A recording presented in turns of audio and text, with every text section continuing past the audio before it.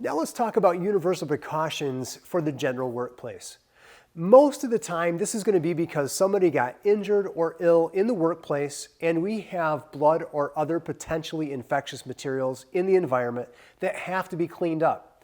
But no one specific employee is actually designated to do so.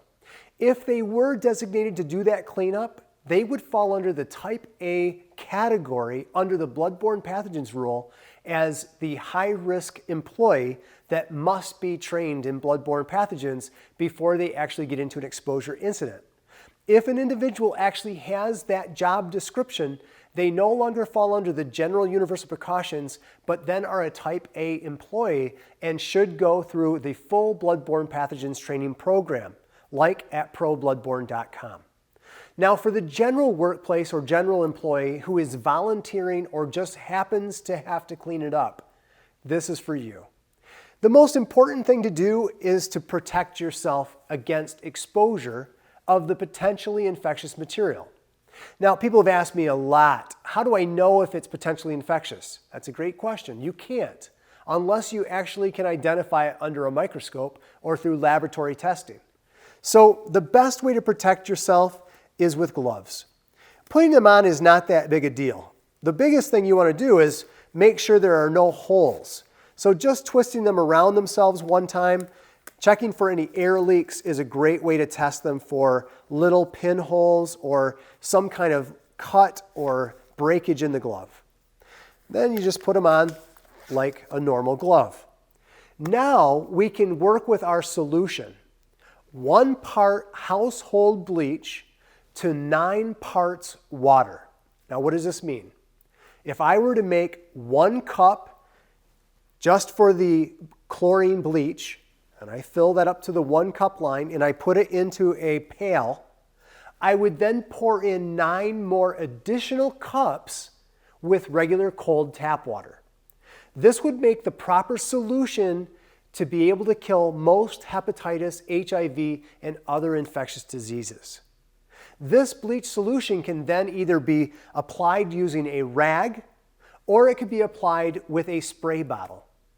If I thought that I might become contaminated through any kind of after spray or splattering, I would want to put on goggles, a face mask, and an apron that would protect me against those infectious diseases. But for the general purpose, let's say we had blood on a tool. I could spray that tool down with the bleach solution, let it set for a bit, and then wipe it down. Once I've wiped it all down and I can't see any more visible contamination, I throw that in the trash. I would then spray the tool one more time with a light mist of that bleach solution and let it air dry from wet to dry. That time is what it takes to disinfect the tool. And it could be a tool like this, it could be a regular fixed tool, it doesn't really matter, or it could even be a work surface for that matter, like a floor, a workbench, or a table. And then once I'm done cleaning up, I can remove my gloves. Now, removing the gloves is a little more tricky than donning them or putting them on. I remove them by touching glove on glove, untucking that hand, wadding the contaminated glove up into the other gloved hand, and then skin on skin. Be careful not to pop or flick the glove, as this can nebulize blood or other potentially infectious material as it snaps or pops. Once this is all on the inside, I throw this away into the trash can as well. Now I take the trash, I wad it up, and I throw it into the normal dumpster.